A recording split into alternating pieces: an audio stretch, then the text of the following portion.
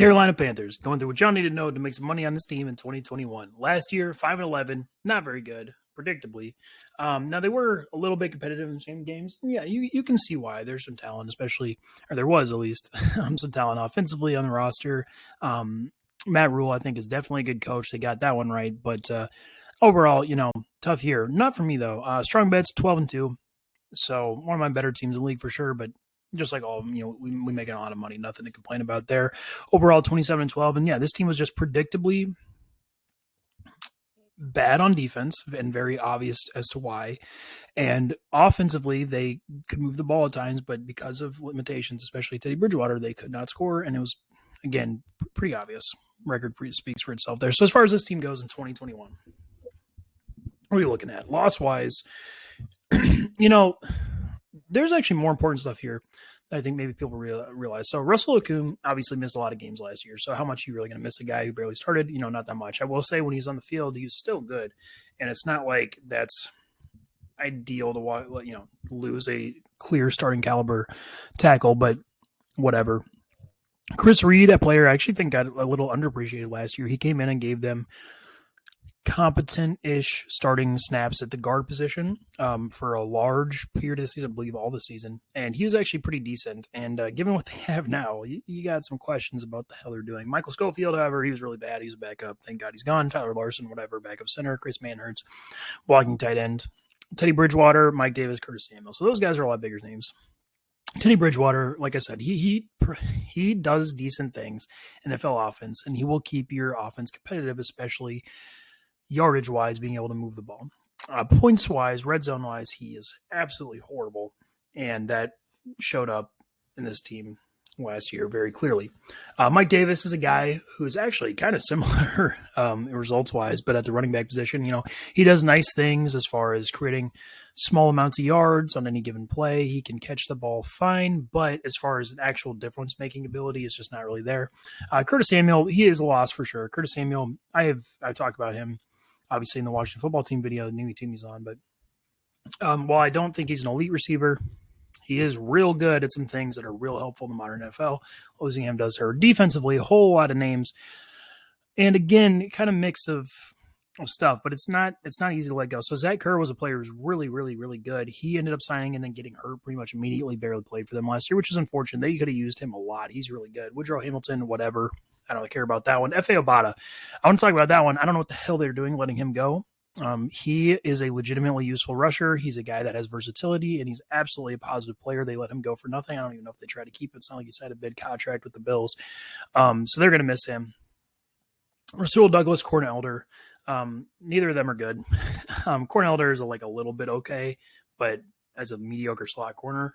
Rasul Douglas, he was one of maybe the best corner on this roster last year, shockingly, but he wasn't good. He just was better than all the rest of them. He's still just slow, lacks NFL level agility, that type of thing. They finally get out of Tahir Whitehead, who is not a guy who can function on an NFL field. Part of the reason their defense was so bad. Trey Boston, he's actually decent, and I am worried about them letting him go. He's not particularly great, but he does offer a skill set that is useful as a safe, deep center fielding safety who isn't going to get destroyed trying to play that position. The way that this roster now, we'll see. Stephen Weatherly, decent edge player. K'Wan Short, long-time franchise guy. He still has some talent, but I do understand that one. He's been hurt a lot, and he wasn't exactly elite anyway. Additions-wise, getting to more of this team. Yikes. Uh-oh. So offensive line-wise, you bring in Cam Irving and Pat Elflein. Why? I don't think I'll ever know. But it does make my job a lot easier in predicting how this team is going to be, because as of right now, both these guys are projected to start, and that will be a disaster. There is no other way around it, really. Cam Irving has been a bad swing tackle for multiple years on teams with bad offensive lines. It doesn't function well. He doesn't win in pass protection at nearly a high enough rate. He's not a notable or even good run blocker. He just doesn't add anything. And Pat Elflein is that, but a guard and worse. He just gets juked out of his shoes like seemingly every other play and will just lose balance, fall flat on his face. If you want to see a guard end up on the ground more than should be possible, watch Pat Elflein. Like, he's just really bad. He's going to get shoved into the pocket regularly in pass protection.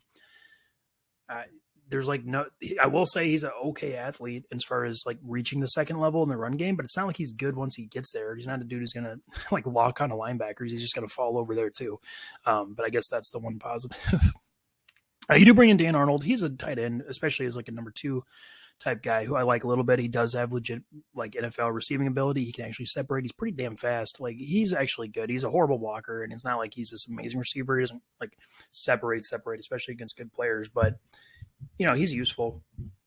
David Moore, that's my favorite one. Receiver on the Seahawks for a while. Legitimately good player. Not amazing or anything, but he's a guy who actually gets separation down the field. He can play the ball well in the air. He can follow the ball in the air, track it. Like, he's overall good. He's actually not a disaster even like after the catch.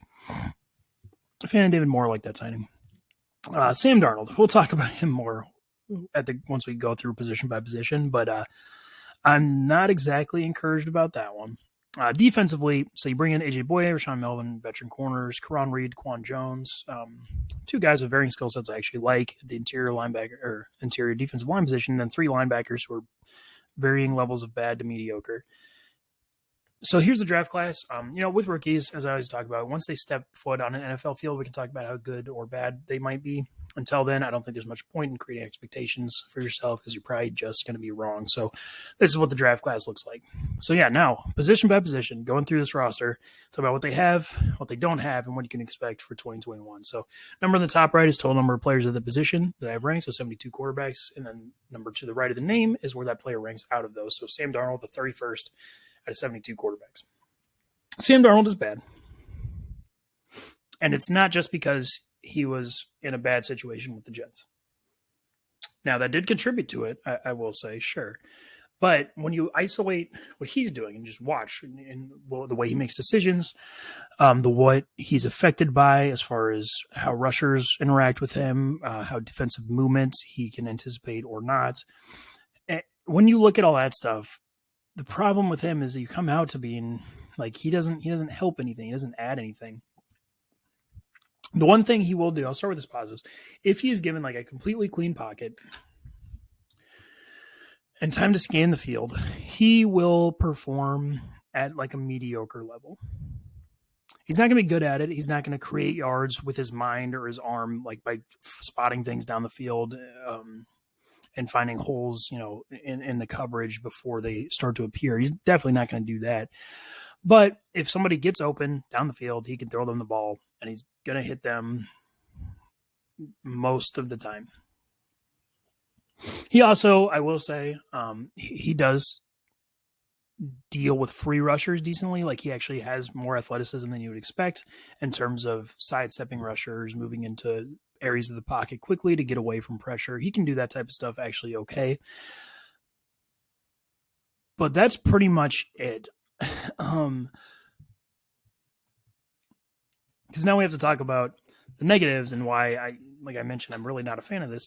And the truth is that he just doesn't understand how defenses work very clearly. He throws dangerous balls, but not because he's taking risks, but because he doesn't like realize that a linebacker safety is going to move the way that they move, or because he thinks that a wide receiver at a certain break is going to be open in a certain way he's just not. And again, that was hurt a little bit by the receiver talent of the Jets, especially last year, but that's not a get out of jail free card. You can still like observe what he's doing despite what the receiver's doing, and it leads to a lot of risky throws that don't have like positive outcomes a lot of times. Because it's not like, right, so there are some quarterbacks, that will take these bad risks. Like Jameis Winston is actually a good example of this, where like he's really bad himself, but because of the balls that they're willing to throw just down the field, sometimes they just end up going well.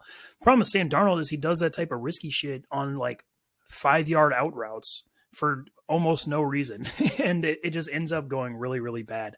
Like I say, he doesn't like anticipate stuff down the field. He doesn't really see guys coming into space. He isn't somebody who's going to like zoom through his progressions to find somebody who's getting open early in the route unless they're right in front of him.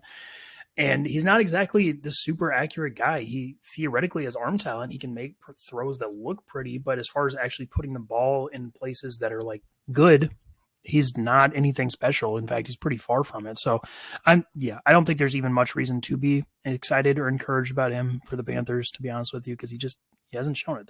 There's nothing on his tape that says he is. Backup wise, Will Grier and PJ Walker, neither of them are good. Will Grier, actually would argue, has shown, a very small sample size, and I know he threw 4 picks, but in that game, it was 2 years ago, I actually think he did some things as far as just being like Jameis Winston type things, just being willing to throw the ball down the field, which adds value, but whatever. He's not very good. Doesn't have an NFL level brain probably. And PJ Walker played, again, very, very few snaps, did not look good last year. I believe he even started a game, and he just is never going to be able to guy who's going to be able to push the ball down the field, which is such a hard ceiling on his usefulness in the NFL. So we talk about running back. First thing, before I say anything else, I'm realizing Christian McCaffrey should be first, not 10th. Christian McCaffrey is the best running back in the NFL, unquestionably. He's amazing. So I talk about, with running backs, there are only a few that really matter. And there's only a couple, him and Dalvin Cook pretty much, that beyond matter, that legitimately change and affect the outcome of games. Christian McCaffrey is so good at everything he does and does it in such a way that is efficient and repeatable that he creates offense by himself in the running back position. And that's not just as a receiver, obviously, which is his reputation. As a runner, he's effectively the best, tied with, again, Dalvin Cook probably in the NFL. As far as creating clean misses, as far as being able to exploit defenses to find lanes that he can then accelerate explosively into. His top end speed is, maybe it's not quite, Dalvin Cook or Raheem Mostert or something like that, but it's more than enough to run away from defenders in almost every situation. He's incredible as a runner. He's not, again, elite, like the number one at that, but he's like number 2, number 3. And then you add on to that, him being so far and away the best receiving back in the NFL, a guy who actually wins routes down the field, who as a after the catch player, it is impossible to bring down effectively by your first runner. And he's a guy who constantly is responsible for turning drives in the red zone into touchdowns. And that's why last year, this team, frankly, record-wise, would have been infinitely better with him if he was healthy, because would have fixed the one main issue with the Panthers offense last year, which is the ability to actually score in the red zone. Christian McCaffrey is a single-handed monster about doing that. He turns drives into touchdowns. He plays his touchdowns. You cannot say enough positive things about him. After him, they don't have anything really. Raji Bonifant has shown decent speed in a straight line, but as an actual running back, he doesn't really add anything. He's not horrible though. Chuba Hubbard is a rookie. Some people formerly have been excited about, but whatever. And then a bunch of guys who you're not impressed with. Then we talk about wide receivers. So here, they're good for sure. I don't think they meet the elite status, but let's talk about them. So start with DJ Moore. DJ Moore is definitely good. He's definitely very useful. He's definitely a guy that should be on your team and on your offense, and he can do it at a high level. He is pretty damn good with the ball in his hands and as an after-the-catch player. He is insanely fast in a straight line, which that right there creates this really big level of usefulness, and he can track the ball okay. He has some physicality at the catch point. He's not amazing at it, but he has enough for you to be comfortable putting him into contested situations sometimes and thinking he's going to come down with it. He can win really quickly against press coverage at times. He can throw some releases out there that are very good. All that stuff is very useful. He's, again, more than worthy of being on the field. However, he does have negatives that are important to talk about when you talk about how this offense is going to work, because he's not this great route runner. If he doesn't beat a corner instantly off the line of scrimmage, he can actually get kind of pressed out of plays, funny enough. Despite how quick he is with the ball in his hands as an actual route runner, that doesn't really show itself completely. He's still pretty good at it, but he's not a dude who's just shaking guys regularly out there. And he doesn't really, beat zone coverages very well as far as like, oh, hey, I'll go here for this reason, and then I'll be open once, a defender moves this way or that way. He's just not really good at all that stuff. He's okay at it. Again, he's an overall very useful player. I want to make that very clear. But he's not a guy who's like snap after snap after snap is causing your offense to be successful necessarily. Very useful, though. Ronnie Anderson is really good. Especially the way this team uses him out of the slot is like awesome, because Ronnie Anderson is super. The same with DJ Moore, is super fast in a straight line. Like that dude can fly. And when he goes against corners who do not have the lateral agility to keep up with him, which is something that actually happens more frequently in the slot than it probably should, he will just like take a couple steps and just run away from them, which is super useful. That's an awesome skill to have. My issue with him, if he's trying to be like actual good corners as far as down the field routes, he's not going to be all that great at it. He obviously, given his size, he lives up to it or lives down to it. He is very skinny, and that shows. He really struggles with physicality. He's not good at the catch point, that type of stuff. But you don't always have to be great about that, because he's a guy who, when he's on the field, is going to beat corners badly at times and just run away from them. So if you give him 3, 4, 5 seconds in a play, he's going to be open because of how damn fast he is in a straight line, and he can catch the ball just fine once he's there. Like, he's good. He's very useful for sure. David Moore, I kind of talked about earlier. He's a guy who I'm actually pretty excited about as a downfield type of weapon. He can actually create separation. He plays the ball well in the air, all that type of stuff. Past them, they might have really good depth in Terrace Marshall. He was, I believe, the last pick of the second round. He might be pretty good. I'm not going to make that declaration. No idea he's a rookie, but that's encouraging. Past him, though, that's not good. So Brandon Zylstra's bad. He is a small slot corner who doesn't actually add anything from the slot position. Like, again, I talk about this thing a lot where it's like, yeah, if you ask him to run 5 yards, turn around and be open because there's no one covering him, he's going to do that. But so would every other slot receiver in the NFL. So you have to ask yourself, where does he help? And the truth is, he just doesn't separate very well. It's not like he's elite about finding where the space is. He doesn't, whatever. He's just not very good. And then you have a bunch of guys who, Keith Kirkwood has been in the system for a while, also with the Saints for a little bit. Never shown anything on an NFL field. Krishan Hogan also played for the Saints. He actually, I think, funny enough, did show some things on the NFL field, but it was like a tiny sample size. So I don't want to get excited. And then it's like undrafted or late round rookies. So obviously they need that high end to come through. A tight end, Ian Thomas and Dan Arnold are actually similar-ish players in that they're way, way, way better as receivers than they are as blockers, but neither of them are particularly elite at receivers. So Ian Thomas is the guy who actually has shown at times he can beat man coverage just a little bit. He does have some athleticism to him for sure. Problem is, it's not like anything he does frequently or at an elite level. He's not good as a blocker. He's not a guy who makes like yards after the catch or beats guys badly enough to create, make things easy on himself. He's just like an okay receiving tight end who sucks at blocking. And the Dan Arnold, he's a lot better he's better as a receiver, just mostly because he's faster. So when he does the same types of things, he's just getting farther. But he suffers from a lot of those same issues where he's not particularly good after the catch and is like a literal F-tier blocker. Past those guys, no one you really care about here. Steven Solomon is ranked as the worst tight end in the NFL. That's not necessarily because he did anything. He just was a defensive end a year ago on the Seahawks. So then we get to the offensive line. And what the hell, man? What are they doing?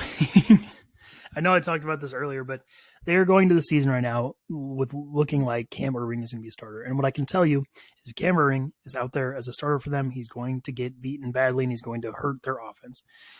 He's done it everywhere he's been. I will say there were a couple times on the Cowboys last year when he wasn't the worst offensive lineman on the field. But given all the injuries they went through, that's not praise. That's just kind of a funny thing to point out. But yeah, he's a guy who's going to be the cause of, especially in pass protection, of pressure hurting your team. And he's not going to add anything to your run game. Whatever, I already talked about him. Taylor Moton, literally the complete opposite. Super elite tackle. The guy's amazing. He does like nothing wrong almost ever. He's extremely good as a pass protector. He's extremely good as a run blocker most of the time. There, I will say his play strength isn't crazy. So he's not a dude who's going to like bulldoze holes on the edge for your offense, like in double teams or shit like that. But that's not a necessary skill to be an elite tackle. He's awesome. Taylor Moton, literally no complaints. But again, this left tackle thing. So if it's not Cam Erving, right, then your other options are probably it's Trent Scott, a player who I don't hate, but is so far from an NFL athlete. as far as like moving up and down the field, that he really hurts the ceiling of what you can do offensively, because he's just not going to get to places you want him to be able to get to. And as a pass protector, very slow around the edge. Like he can get beat real bad by, like, for example, Brian Burns, who we'll talk about later on this own team, is the exact type of rusher that eats Trent Scott for dinner. Then Greg Little, former high-ish round pick who's never turned out. I actually think, especially as a guard, he's shown some snaps before, but he's no one I want anywhere near a starting lineup either, really. Then they do draft Brady Christensen, another kind of mid-high round tackle who we'll see. He is a rookie, though. A guard, Pat Elflein, whatever, he's horrible. Again, he's the same thing as Cam Irving, but literally just worse. He's going to hurt them by being on the field. John Miller, they bring him back. That one, that's okay. He wasn't a disaster, and he started pretty much every game for them last year, actually, I believe, too.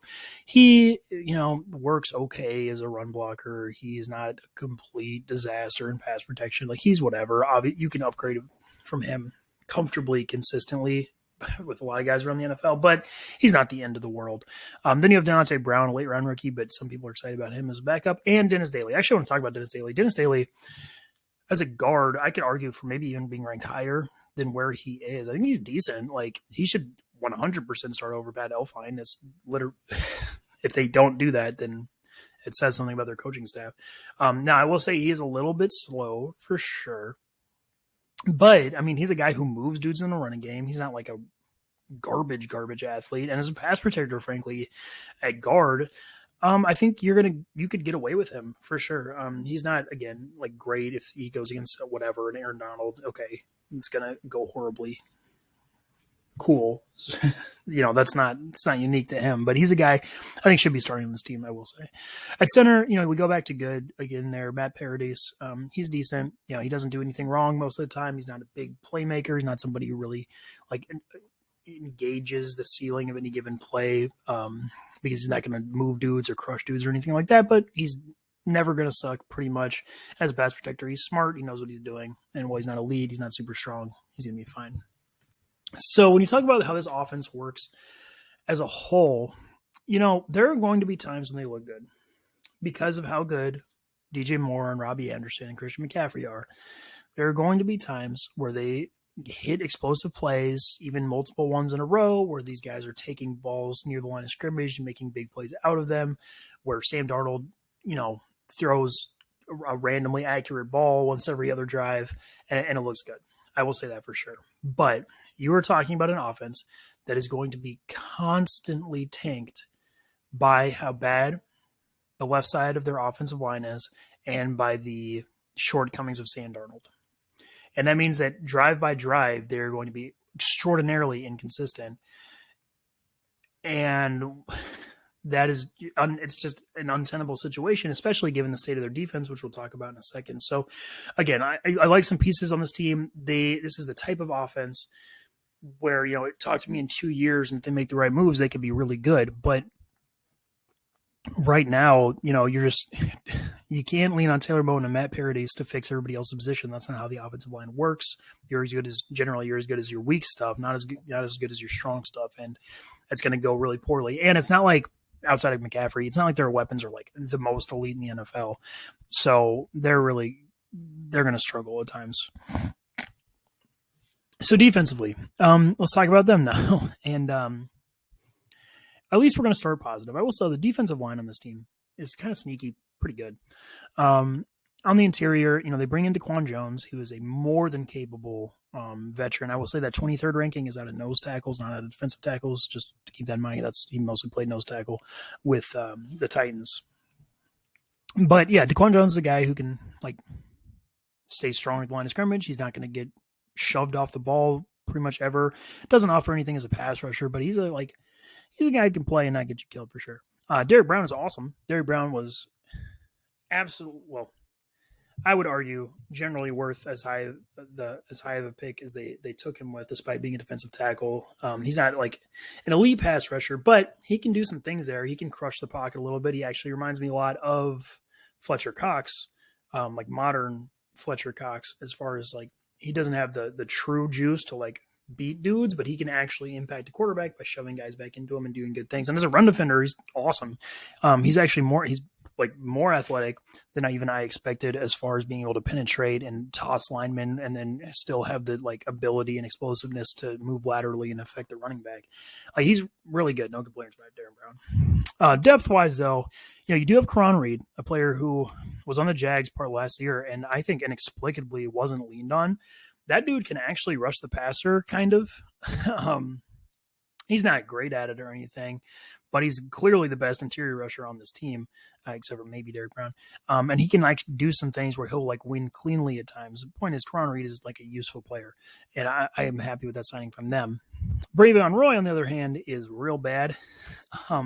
He was forced into duty last year as a rookie, and he wasn't good, and he didn't really get better towards the end of the year either. I mean, the question with him is just you ask yourself, when he's on the field, what is he doing? What does he do? What is he adding? And then if the answer to that question is effectively always nothing, which hurts you because you only got 11 guys on defense. You need them all to be helping, and he's just not going to do that. He's not like the weakest dude on earth. He's not the worst interior lineman, but he's just not helpful. Edgewise, again, we start really high with Brian Burns. Brian Burns is awesome. He is one of the best true speed rushers in the NFL. Now, there are other just rushers in general, a lot of other rushers in general who are better, but that skill set is unique, mostly in the modern NFL, and it opens up a certain way of beating tackles that are not vulnerable otherwise that is really helpful. He's, absolutely useful as a pass rusher.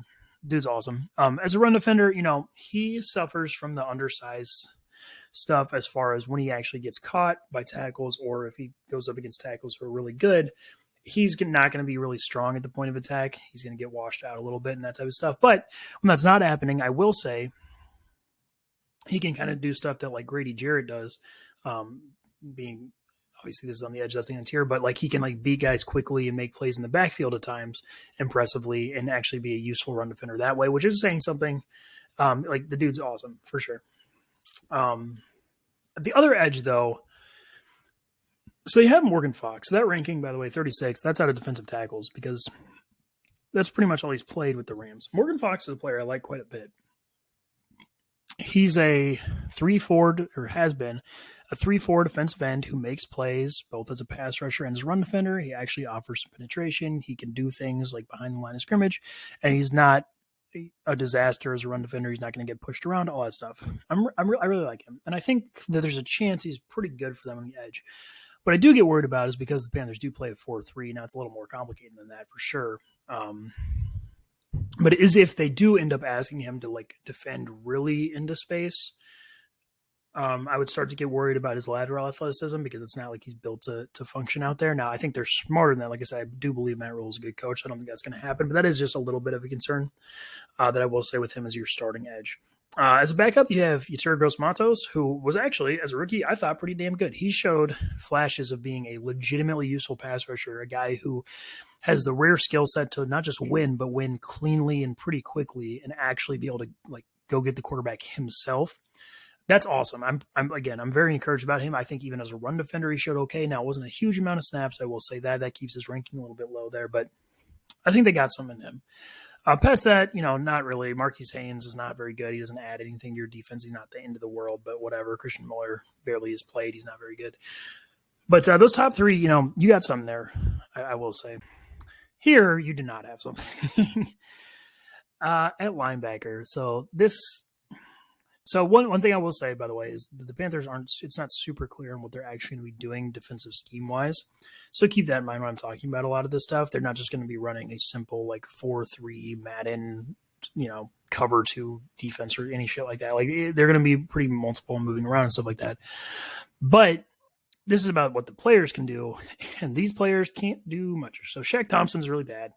Okay, that's way too strong. He's not really bad, but he is nowhere near as good as his reputation would suggest. He was in Luke Kuechly's shadow for a long time, and there's a reason for that. If you look at what happened, Luke Kuechly was making up, it's a testament to how good Kuechly was because he was just making up so often for what Shaq Thompson couldn't do as a mental run defender.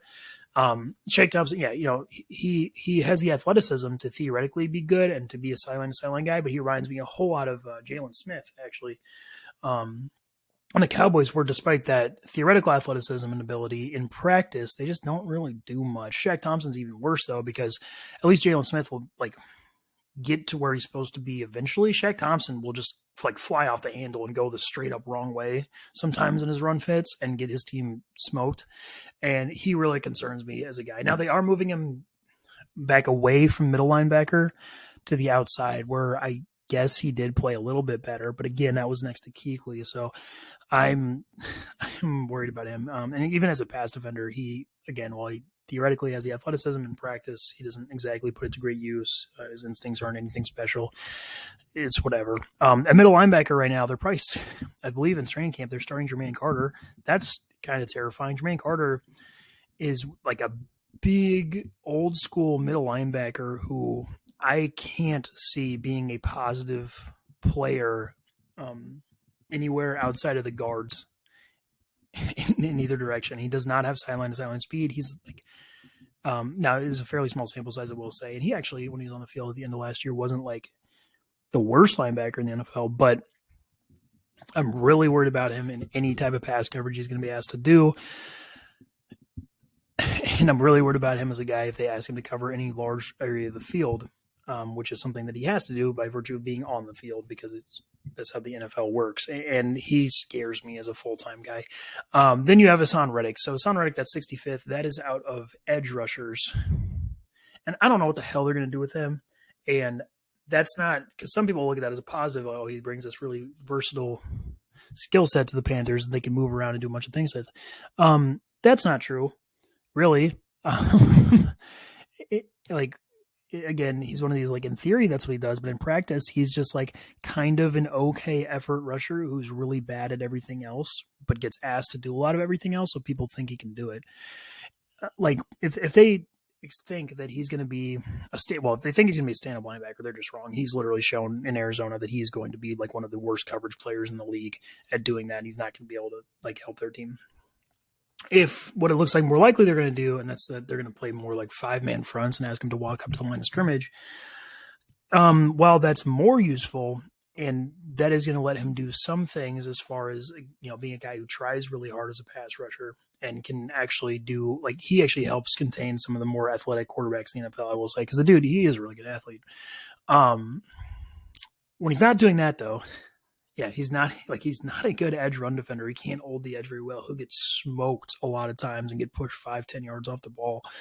He doesn't really make plays either, unless it's because the lineman fell over and tripped on his own foot most of the time or something like that. Again, if he drops back into coverage at any point, he immediately becomes the weakest point on the field for your defense. I pretty much only think Hassan Reddick is acceptable on your team as a rotational pass rusher, and they look like they may be asking him to do infinitely more than that, which is just going to go badly. Depth-wise, they bring in Denzel Perriman, a guy who he's like Jermaine Carter, basically. He's the same thing. I think maybe just a little bit more proven. I don't even know if I want to say better necessarily, but he's just an okay run defender who's really slow sideline to sideline and can't cover anyone to save his life. They did just recently sign Josh Bynes. That one I'm happy with, actually. Josh Bynes is pretty good. He's a player. He was on the Bengals last year. Should have played more snaps than he did. They kept insisting on getting the rookie linebackers they had out onto the field. But he's competent. He knows what he's doing for sure. He's an actual good veteran who's not going to get you killed when he's on the field. Now, he's not elite. He's not going to make a whole lot of plays or be good in pass coverage or anything like that. But he's a player I like to have on my team. And for this team, they really do need depth at that position. They also bring in Frankie Louvu, who's never good motor special teams player on the Jets. So that position is scary, and so is this one. This position is terrifying for the Panthers, and it was something that was terrifying last year, and that showed up with a lot of the reason why they were so bad, and they didn't fix it at all. So you have – we're out here. I'll start with AJ Boye because he's the best corner on this team. Oh, okay. Actually, I should mention there's the important caveat of they did draft J.C. Horn in the top 10, who might be very, very good, which would change a lot of things. I need to mention that. But yeah, so you have AJ Boye. AJ Boye has not been an elite corner in 4 years. And there's no reason to think he's going to be now. He is a guy, so he does have the brains for it. He's smart. If you ask him to play some off zone at this point, he's going to be pretty decent at it, and he's not going to get burned all that much. But he suffers from, I think, the same thing that Darius Slay does, where because they were once good, they get asked to do things that their modern day selves can't do. AJ Boy is not going to be a guy who shuts down or even meaningfully affects the top receivers in the NFL. He just can't keep up with, if you try to put him on a Stephon Diggs and a Robert Woods, it's just not going to go very well. Now, you can get a lot worse, to be clear, and he's going to be like pretty safe and pretty on point as far as where he's supposed to be, but that only gets you so far, especially if you're not surrounding him by a bunch of other crazy good pieces. Which, not the case here. You have Dante Jackson, who is absolutely horrible. He's only good for one thing, which is running really fast in a straight line. And he is good at that, but his problem comes with, everything else. So, like, he can't shadow guys in man coverage unless they're just bad. Most of the time, he's super, super weak at the catch point and throughout the route is like completely lacking physicality. And for a guy that's as fast as he is, it's not like he plays the ball really well in the air. It's not like he can turn himself into a safety and get, under the ball in the right spot when he's trying to track it down the field. He's actually like really mediocre at that. He's just fast, and that's going to get you killed, as it has literally on the Panthers offense for years, or on the Panthers defense for years. So then I will say, like I said, you have J.C. Horn. J.C. Horn comes in is awesome. That's awesome. Likelihood of that not super high. The vast majority of rookie corners do not play all that well. But I will withhold judgment. Then you have Stanley Thomas Oliver, who did play a few snaps at the end of last year. Frankly, I would start him over Dante Jackson even too, because at least maybe he won't suck. Then you do have Rashaan Melvin. That guy, maybe that ranking for him is probably way, way too harsh. He hasn't meaningfully played in a couple years. But he's bounced around been in the NFL for a while for a reason, because he can do some things as far as not getting trashed. But then in slot, I guess they're still going to trot Troy Pride Jr. out there. Troy Pride Jr. was so comically horrible last year as a slot corner. That he was so bad that despite how bad the rest of their defense was, he was like single-handedly losing them games on defense because of how bad he was at that spot. He was just getting burned all the time. Like, maybe he's a decent athlete, but he didn't put that into practice at all. He was late to react to everything. He has no zone instincts. He's a horrible tackler. Like, he is every basically negative thing you can say about a player he was last year. Now, he was a rookie who maybe wasn't expected to play. I don't know.